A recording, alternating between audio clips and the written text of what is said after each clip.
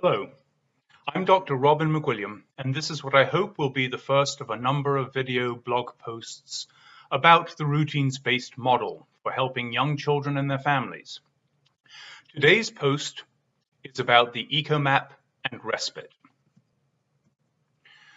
Respite services are notoriously hard to come by for families of children with disabilities. Respite means having a break and tends to be used instead of the more normalized babysitting. Indeed, some children require babysitters with specialized training and who probably prefer the fancier name of respite providers. Some families might feel more comfortable having specialized people given society's proclivity for specialization.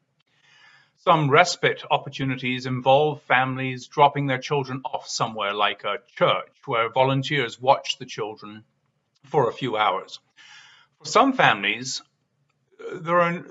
these are no doubt a great resource. They do, however, involve having to transport the child to the babysitting place and leaving the child with people the family might not know. Furthermore, there might be a number of children being looked after. As beneficial as drop-off respite can be, for some families, in-home respite is preferred. The advantages are that the child doesn't move, the babysitter does, which can be especially helpful if the child comes with much equipment, as in the case of some medically fragile children. Another is that the child has only one caregiver. And third, unless the child has siblings also being babysat, the caregiver has only one child to care for. Even harder to find is in-home overnight babysitting, which might be especially valuable for some parents. In my routines-based model, we ask parents if they have enough time for themselves as individuals or, if relevant, a couple. Many intervention plans therefore include this goal. I heard about one state that suffered through a monitoring review where the monitor questioned the date-night goal. And this was for an individualized family support service plan. A cursory understanding of family systems theory and of social support theory should make it obvious that a date-night goal can have an impact on the child.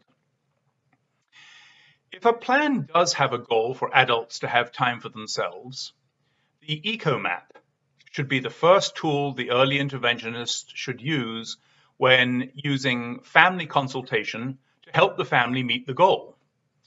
Here you see an Ecomap for Karen's family and her intervention goals as written at the end of the RBI, the routines-based interview, later to be measurable. As is common, time for Karen was her lowest priority goal, but it's on the plan. Therefore, when Karen is ready to tackle this goal, the early interventionist might say, "Are you able to do this? Is there anything getting in the way?" Karen would presumably say, "Giada, the babysitter," as you can see on the Ecomap. You said you like her okay when we drew this Ecomap. Is that still true? The mother says, "Yes, but she's in school, so she's not always available." Is there anyone else who might be available? The early interventionist might ask. I'll have to think about that. The early interventionist says, "Let's have a look at the Ecomap." I suppose we could ask the couple who live next door, says Karen, and get on really well with all three of ours. Early interventionist says, "Is that what you'd like to do then? Ask them to babysit one evening so you can have time for yourself?" Karen says, "Yes, I can ask them." "Okay," says the early interventionist. "Next week I'll ask you how it went." Asking them, I mean. One of the main purposes of the Ecomap is to be able to whip it out when looking for resources to find a solution, which means address a goal.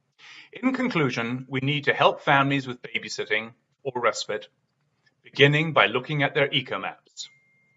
Subscribe to my YouTube channel for more posts and visit me at McWilliamconsulting.com. Thank you.